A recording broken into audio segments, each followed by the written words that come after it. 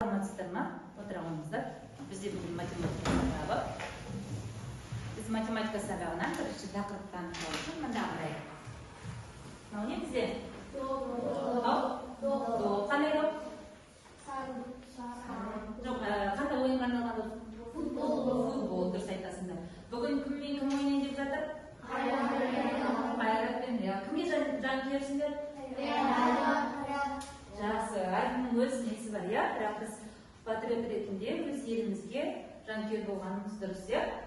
Білесіздер ма? Жақсы, ендеше біз қазір біздің сабағымыз осы футболға байланысты болады. Және біздің өзіміздің отандастарымыз қайрат командасына сәттілік тілейміз. Қазір біз осы сабақ барысында футболға байланысты есептерді шығаратын боламыз. Дәптерлеріңді алып, бүгінгі күнді жаза қойыңдар. Жақсы, бүгінгі күнді жазсақ, онда топқа бөлінуге шеңберге келе қойыңыздар өздеріңіз. Шеңберге бірәк, үстімен бір-бірде мынадай футболға билеттер таратамыз. Бұл билеттер жай билеттер емес, артында тапсырмасы бар. Сол тапсырмада теңі неше шығады, сол топқа барып отырасыз. Мынау бірінші топ, анау екінші топ, мынау үшінші топ, мынау төртінші топ. Кестік бар? Жақсы алыңдар бірден. Замжыда. Алыңдар замжыда. Шашпаймыз. Өз заттарымызды алып, сол топқа барып отыра қойайық. Артындағын шығара қойайық. Бәріне жетті ғой? Жақсы, артындағы есепті шығар. Кімде бір шығып тұр, мына топқа келе қойыңдар, заттарыңды алып. Кімде екі топ, екі шығып тұр, олар мына жерге келеді. Кімде үш шығып тұр, теңі мына жерге келеді. Кімде теңі үш шығып тұр, кімде төрт шығып тұр, ол мына жерге. Оқулы кітаптарды ала келіңдер. Бұл күні жазсаңдар, онда сабақты түсініп алайыз. Бүгінгі сабақтың тақырыбы 2-ге, 5-ге және 10-ға бөлінгіштік белгілі. Бүгінгі сабағымызды түсініп алайық. Бірінші мында қарайық, барлық назарымыз тақтада болсын. Егер сан 0-ден аяқталса, ол 10-ға бөлінеді. Мысал айта қойыңызшы.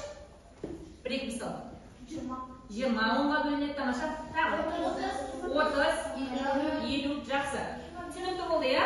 Ал егер сан 0-ге және 5-ге аяқталатын болса, ол 5-ге бөлінеді.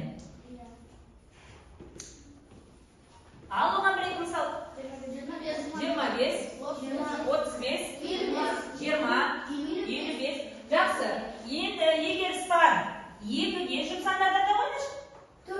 4, 6, 8, және де нөлді бар, иә? Осы сандарға бөлінетін болса, ол 2-ге бөлінеді. Жұп сандарды білесіздер ғой? 2, 0, 2, 4, 6, 8 мен аяқталса сан, ең сонымен аяқталса, ол 2-ге бөлінеді. Оған мысал келтіре қойыңызшы. 26, 22, 32, 28, мына топтан сұрайық. 88, 34, 92, 25 дұрыс па? Жоқ, ол жерде жоқ қой. 25-тің соңы 5 болып тақсан, ол бөлінбейді. Түсінікті ма? Маған сұрақтарым бар ма? Жақсы, олай болса қазір есептер шығару барысында сіздермен жаңағы түсінгенімізді бекітетін боламыз. Олай болса мына тақтаға қарайық. Мына жерде бізде бағалау. Мына жерде қараңыздар 2-ге бөлінетін, 5-ге бөлінетін және 10-ға бөлінетін сандар. Мына жерде әртүрлі сандар бөлінген.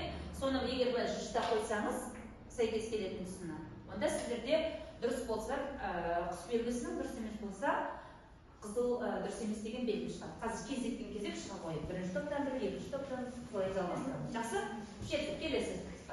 Басымызды шығара қойып, кел біріншіге. Кел. Келесі топтан біреу дайын отырсын. Тезірек. Ақара қойып, 2-ге бөлінетіндер. Бұнда қоя қойып. Дұрыс, тамаша, келесі топтан. Амақан келе қой. Тезірек, жүгіріп отыр. Әмина дайын отыр.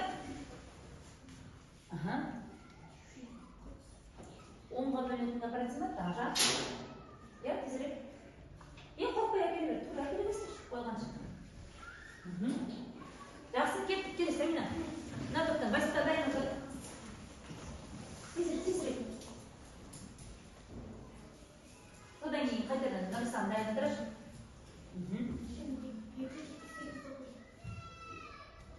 Я тезірек. Беспен аяқталса, ол нешеге бөлінеді? Беспен аяқталады. Беске бөлінеді. Кеттік келесі, басында. Тезірек, балалар жүгіріп отыр. Уақыт кетіп жатыр.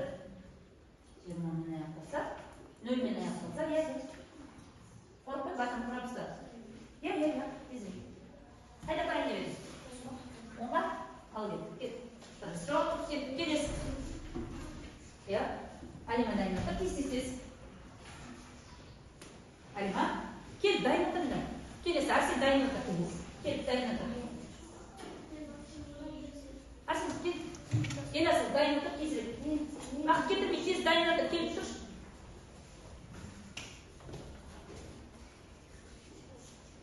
Мына, көрпіштілерін ішіне қоясың. Келесі. Таусыларыңыз дайын отыр. Тезірек. Жаңа кел дайын отыр. Одан кейін керемет дайын отыр. Жаңа келіп тұр. Дұрыс па? Қарап отырыңдар сендер. Дұрыс емес болса айтасыңдар. Тезірек. Келесі, тұрады. Келіп тұр. Келіп тұрдар дедім ғой. Ода келіп тұр.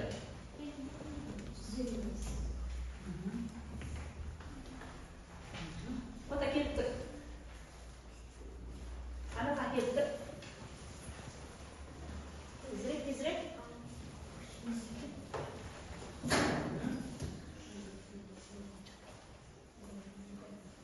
Келесі. Енді келіп тұр. Ал.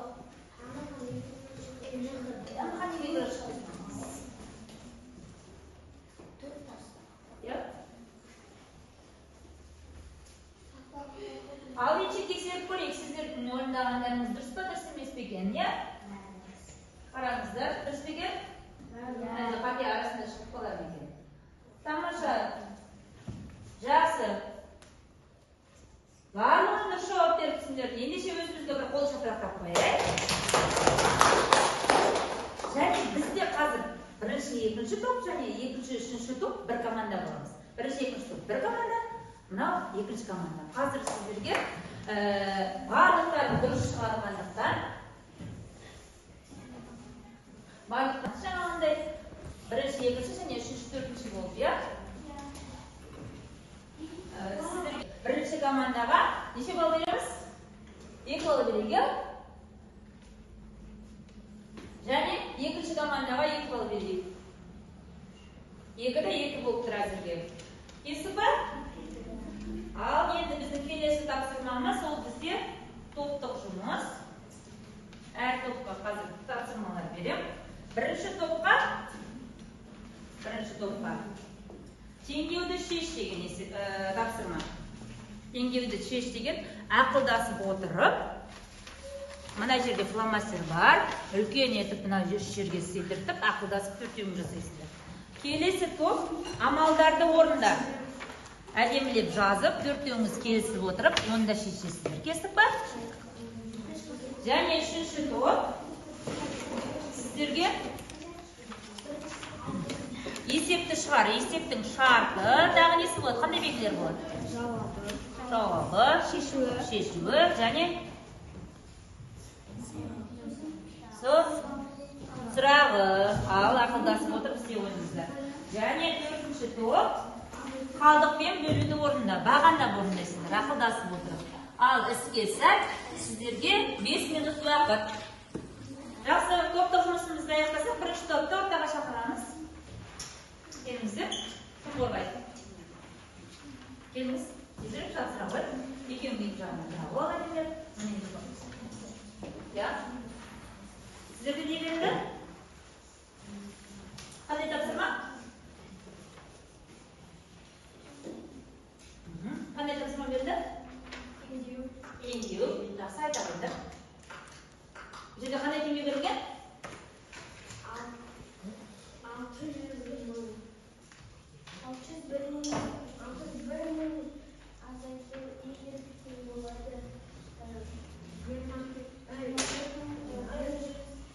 21 көбейтілген 3. Жақсы, бұл қандай теңдеу? 47 теңдеу. 47 теңдеу не істеп аласыздар? Жай теңдеуде айналған. Айналды, сосын екінші получим. Көрсет. Не істедіңдер? Айналдырғаннан кейін 3-ші жолда. Үлкен саннан 672 демек үлкен саннан кіші санды азайттық. Сосын 586 шықты. Содан кейін игіліктің орнына қойып 3 теңге берілді. Нешеуін шығардыңдар? Біреу. Демек неше балл береміз? Сіздерге 1 бол. 3-те 2 болды. Кеттік келесі. Келе қойыңыздар. Сіздерге не берілді? Тапсыра қойыңдар.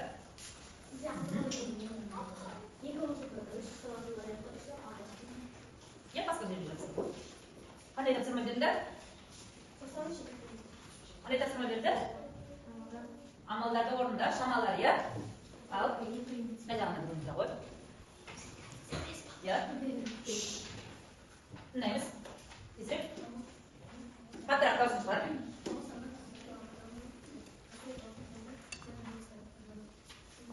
Дұрыс па? Қарап отырыңыздар қалғандарыңыз.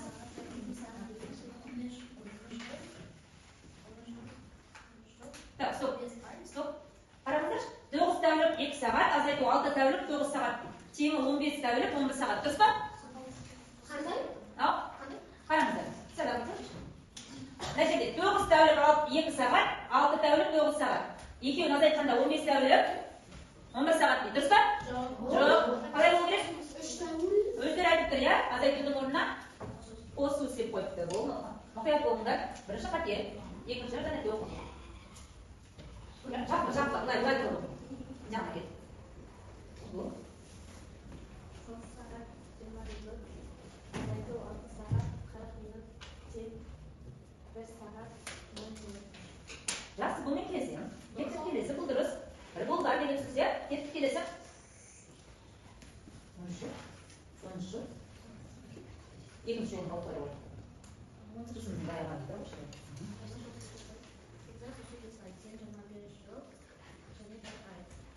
Неге? Мына жерде де қараңыз балалар. 13 жыл 8 ай, қосу 5 ай.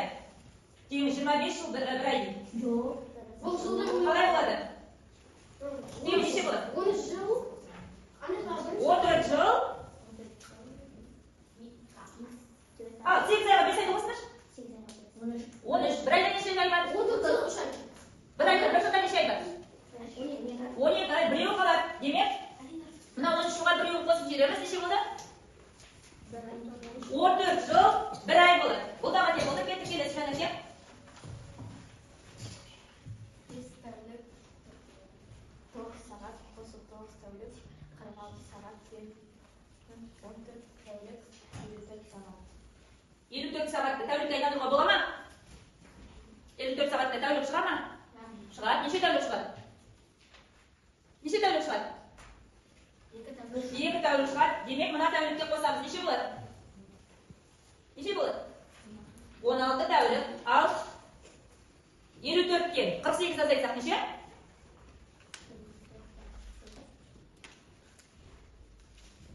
48 азайт.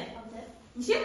6. Демек, бұл да дұрыс емес. Бұл командада гол жоқ. Жақсы отыра қойыңдар. Кішкене тұрсу керек қой. Мұқият болу керек. Кеттік, келесі команда. Мына басқа жерде жақсы жерде келсек. Келе ғой. Иә, бір жоқ. Даусын қаттырақ шығар. Ал кеттік, тыңдаңыздар. Есепті шығар. Қаттырақ.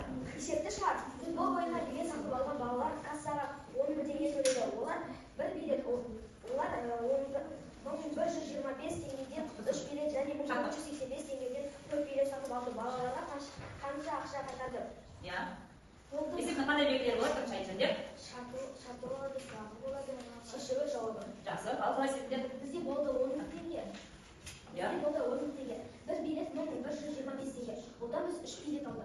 ал 2 келет 1485-ге одан 4 келет алды. Қайтарды белгісі шешуі 1125-ті көбейтеміз 3-ге тең болады. 3375 1485-ті көбейтеміз 4-ге 5940 теңге болады. Және оны 10-нан азайтамыз. Мына екеуін қосамыз, және 10-нан азайтқанда 585 теңге шығады. Қайтарда 585. Жақсы, шапалақ. Бұларға қанша балл береміз? Шарты, сұрағы, шешуі, жауабы. Дұрыс па? 4 белгісіне байланысты бұларға 4 балл берейік, иә? 1, 2,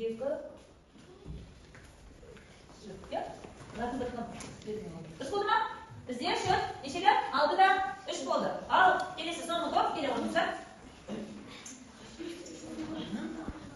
Жақсырақ қой. Кезекпен кезек. Қаттырақ дауыстарын шығарыңдар. Жақсырақ қой. Сөйлеп отырамыз, тыңдаймыз. Екеуі екі жаққа тұра алыңдар. Қандай тапсырма берді? Ерашыл айтып жүрсің? Қалдықпен бөлді олды. Ал ертіп? 84.845-тен 45-ті 45-ті бөлдік 2-ге. Бірінші толымсыз? Бірінші толымсыз? Бөлгішті? Бөлгішті біз тауып аламыз.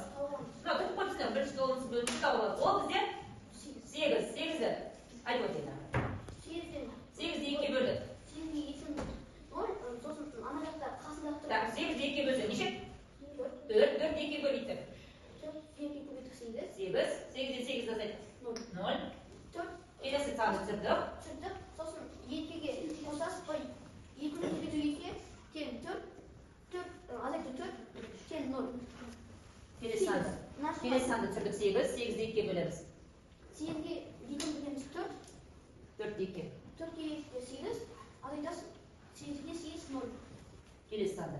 Келесі санды түсірді, сосын 2-ні 2-ге сесін 4, 4-ті 4, нашқа түссе 4 азайту.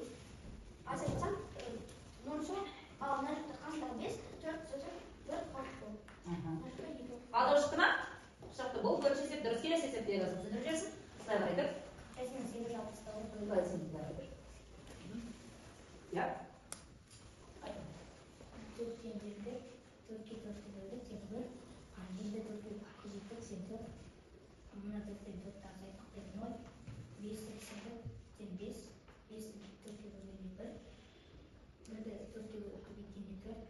Содан 18 шарт, 18 сен, сосын 4-ке 4-ті көбейткенде 1, 2, 3, 4. Жақсы. Ал. Дәптерімізді ашып, номер 4А 82-ші бет аша қойыңыздар. Есепті шығар дейді. Ал, кім шақырақтар ашамын дейді? Кеттік, тұрайық шабыр. Мына жерде футболға байланысты есеп беріліпті. Бірінші дауыстап оқи ғой. Қаттырақ. Бізге қарастыр.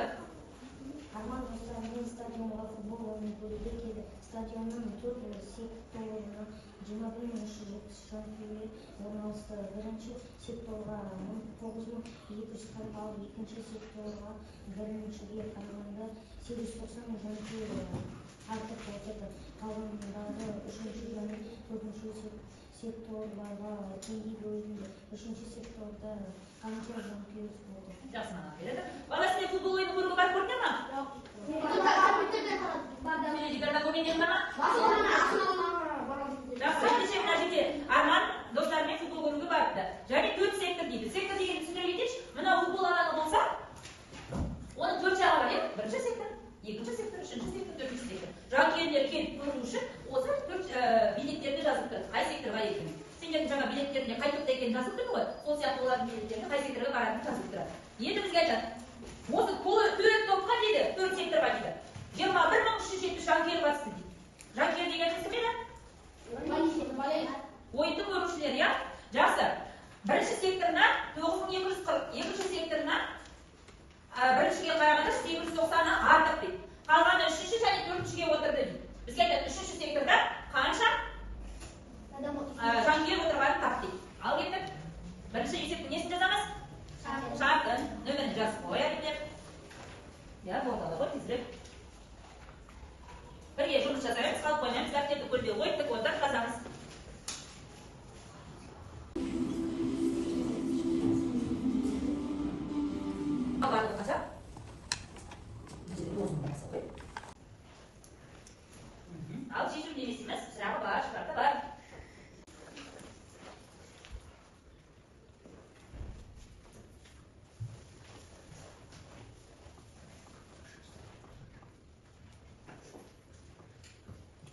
Söyleyip.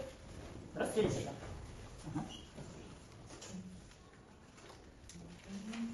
Hep atlaması bu sefer. Dönümleri olsamız. Artamayız. Çıkardı mı? Dörer çıkardı mı? Üçüncü sektorda kaç adam? 1000 adam. Al dördüncü sektorda kaç adam oldu? Жақсы балалар, бүгінгі біздің сабағымыз соңына жетті. Біз футбол ойыны арқылы сабақ өткізген болатынбыз, иә? Бірінші командада бізде 3 клуб, екінші командада 10 гол болды. Қай топ жеңіске жетті? Екінші топ. Қане ендеше екінші командаға шақырып қояйық. Жақсы, олай болса, қазір мына жерде доптар бар. Әркім бір-бірден доп алады дағы. Түсінгендер мына жерге жапсырады. Түсінбегендер мына жерге жапсырады. Келе қойыңдар. Bir-birlerini alıp, түсінген болсаң мына қақпаға, түсінбесең мына қақпаға. Бірақ қиындықтар болса түсінбесең бүйде тапсыруға болады.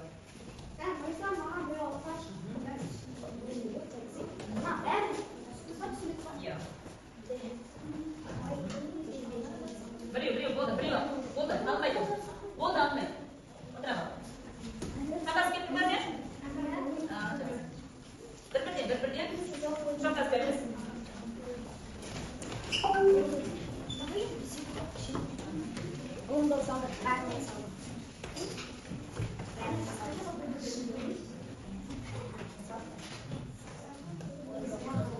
Тамаша. Олай болса, тамам сұрақтарың бар ма? Жақсы. Футболды көңіл-күйін сыйлай алдың ба? Жақсы, онда сіздерге сәттілік. Сабаққа қатысқандарыңа рахмет. Тамаша қатысыңдар.